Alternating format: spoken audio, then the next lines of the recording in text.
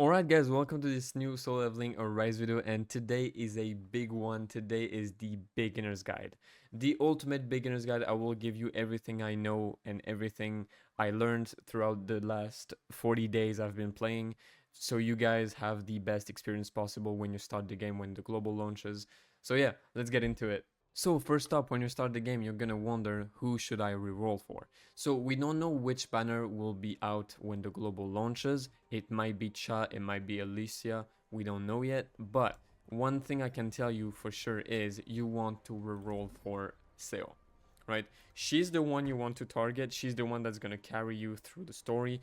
Her support skill is really good for Jinwoo. Her kit herself is insane. She's the best hunter right now. She's gonna carry you through Cerberus, which is probably one of the worst bosses there is. So yeah, Seo is the one you want to go for. If you can go for two SSRs, I would go for Seo and Emma, or like Seo and a weapon. For the weapons, I would advise you having Moonshadow and Plum Sword in your wish list, right? So if I was to make my selection list for when I'm rerolling, it would be Seo, Emma, Plum Sword, and Moonshadow, right? Those are the ones you want to go for, right? And speaking of summons, how do you get tickets, right? That's one of the biggest questions. So you can get tickets by spending your essence stones. You don't want to spend those essence stones here. You want always to spend them on the rated banners, the exclusive banner. Those banner feature one single hunter, right, rated up, like so, zero 0.6, the other are 0.043, right? And you only want to spend your essences on there. It's most likely gonna be Cha next week, and she's most likely gonna be broken, so you want her at all cost, right? But you're gonna tell me, how am I supposed to summon here then? You're gonna summon with those black tickets. How do you get those black tickets? You get them through story, right? So if I go on story here, each time you complete a chapter, well, let's say that one, you get 2 for clearing at 100% and 2 more for completing all the battle missions. More, you get even more through achievements and also missions. So you don't want to spend essence stones on those black tickets. You only want to spend them on the white tickets, the exclusive ones, right? Okay. Then I feel like the second most important thing is Sung Jinwoo, right? Your main character, the one you're gonna have the whole time. What should you do with him? So each time you level up, you'll gain levels on him, right? And you'll get stats to allocate, right? Those stats, you want to put them into strength, attack, or perception to get precision, right? You want to get enough precision to be at 90% and above, right? And then the rest you put it on attack. Why don't you put anything into critical hit rate and critical hit damage? Is because you get them from artifacts. Artifacts are dropped from anchor missions and instant dungeons, like I'm showing you right now, here and here. You get those from here. You get 3 keys a day. Now I get 6 because I have max reputation, but at the start you only get 3 keys. And so for the artifacts, you want to get critical hit rate on those, so you don't have to put stats points into it, and you can focus on attack to get more damage, right? As I told you earlier, the weapons you want to focus on are Moonshadow and Plum Sword. You will also get 2 free dupes of the Scythe, so beware of that. And the other weapons I would focus on would be the Book and the Huntsman. Those are the 5 best SSR weapon in my opinion. And in the SR weapons, those I can tell you are good are the Radiru Longbow, the Orb of Avarice, Night Killer, Kasaka's Fang, very good, and lastly, the West Wind. The sniper is currently the best SR weapon. It's gonna get nerfed, but it's most likely still gonna be very good, so you can still use that one. Lastly, another weapon you could use is the Lustrous Dragon Sword. This one is not too bad, and I think that's about it. The other ones aren't that good. You could still use the Burning Demon's Grimoire too. But yeah, at first you're most likely gonna have more dupes on your SR weapon, so you might want to use them instead of your SSR's one, but later on you want to focus on SSRs, obviously. For the skills, you won't have them all at first, but once you unlock them, you only want to upgrade those that are worth it, right? So the 2 biggest ones you're gonna use all the time are the Commander's Touch as well as Death Dance. Those are the 2 you can level up without even hesitating, because it's gonna help you a lot. Afterwards, you can always upgrade Multi-Strike. It's always pretty good. A lot of break. as well as Mutilate, who does pretty good damage, right? I won't talk about Blessing Stones right now because you unlock them when you're level 40, and I'll make a full guide on those because at first you're not going to have a lot of them, so it won't really matter. You're just going to use the ones you have. So to move on, what to do every day. So daily, you want, of course, to clear your gates, anchor missions, and instant dungeon. Once you unlock it, you also want to do your Power of Destruction, as well as any content there is currently in the game, like events and all that, right? Make sure to do everything every day so you don't miss on XP as well as artifacts, right? Artifacts are a big thing. Even now, players are missing some good artifacts. Even myself, I have some scuffed artifacts on some of my hunters. So yeah, be sure to do that. Honestly, it's pretty important. Secondly, the best way to level up. I feel like it's gonna be a big question, so how to level up the best way? I tried it on other accounts, right? So I created a free-to-play account that I played on my own to try out some things. And I had the most results by doing story until I would get blocked, then do a few gates until I reached that certain point, and then go back to story. You don't want to do your gates early in the morning because like you're gonna level up throughout the day. So I usually kept my gates for later on, so I would be able to get as much XP as possible, because each time you level up, you can increase your gate level and increase the XP it gives you. So that's pretty huge. Honestly, I would focus on story and then later in the day do your gates to get that XP, all right? So earlier I was talking about gates, so I'm going to show you how it works.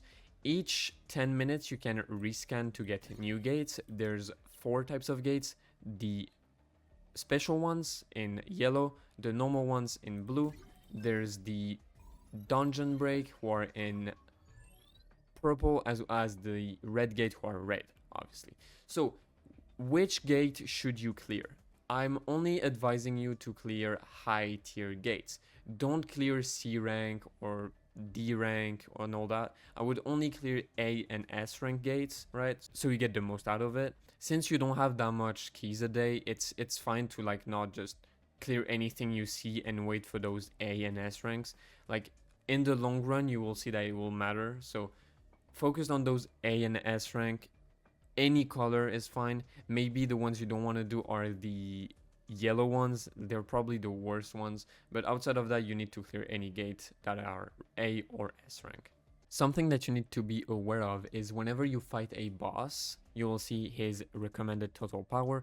If you're below that recommended total power, you will have a disadvantage on you, right? So you want to be above the requirements as much as possible so you don't get that penalty, because the penalty is pretty bad, honestly. You crit less, you deal less damage, so yeah. For the hunters, which one you should focus on? So those two, Choi and Beast Bike, shouldn't be possible to get, so we're gonna throw those away. But for those who you can get, I'm gonna give you 4 SSRs as well as some SRs. So the first SSR you want to focus on is Seo. She's the best hunter right now. She's gonna carry you. Like I said, Cerberus, she makes him look like a fucking joke. So yeah, Seo before everything. Afterwards, you want to focus on Emma. AoE damage, break damage, very good. And then the other two I would focus on would be those two, being Light Bike for the break and because he's very good on the spider, as well as Min, who's the best support of the game right now. He's a healer as well. He makes your team hit so much harder. So yeah, those are the 4 SSRs I would focus on. I don't know who's gonna be the featured unit when global drops, but it's most likely gonna be Cha, and she's most likely gonna be broken. So you might want to focus on her as well. So maybe if there's Cha, you don't focus on Bike, you just focus on her, right? For the SRs, I'm gonna give you 3 very good SRs you can focus on and won't be a waste. The first one being Kang Teshik. He's the best damage dealer for SRs, so don't sleep on him, honestly. I used to sleep on him, I will be honest, and no, now he's very good. If you can invest in him, he's really good. Second one is Namche Young. She's really good against Cerberus paired with Seo, right? So any water weak boss, she will make him easier. She breaks really fast too. So yeah, very good. And lastly, the last one I would focus on would be Lee Juhi. She's very good. She's a good alternative to Min if you don't have him, or not with many dupes, or like no dupes at all. If you have a lot of dupes on her, you can use her. She heals pretty decently and gives pretty good boosts. So shadows, you're gonna want to focus on Igris. He's the first one you're gonna get, and he's the one you want to upgrade first. Before upgrading him though, you want to unlock Blades, who's the second best shadow. You also want to upgrade Iron, who's the third best. Once you have all three unlocked, you want to upgrade Igris. You don't care about tank, and most likely you don't care about Tusk. It could change. I'm gonna make a video when Tusk come out to see if he's a good shadow, but Blades and Igris are must-haves, so you must have them. And Igris is probably the best shadow because he gives crit hit rate to your team, so yeah, focus on him. So quick tips for the mining. Even though I advised you not to, if you do clear B rank gates, those are the first one you need to clear when you mine, because those are the ones that will give you the most XP per hour, right? So a B rank gate gives you 4 XP for 1 hour, whereas an S rank gate gives you 8 XP for 3 hours.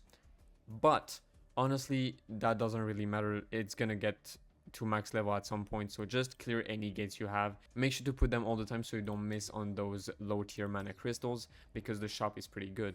Speaking of the shops, I'm gonna give you guys the best thing to buy in each shop. So for the mana crystal exchange, it resets every day, and what you want to get is those Anchor mission keys as well as those instance dungeon keys. You also want to get those advanced mana crystals if you can, but focus on the keys first and then maybe on those. Artifacts enhancement chips, that could be useful for you, and maybe even melding cubes if you need them. For the weapon materials exchange, you're probably not going to have much of those at first, since you're not going to dismantle any of your weapons, but when you do, you want to get those hunter exclusive weapon designs as fast as possible. Afterwards, you want to get the mana power crystals, since you need them to craft the hunter weapons. For the celebration coin exchange, those are the coins you get when you summon.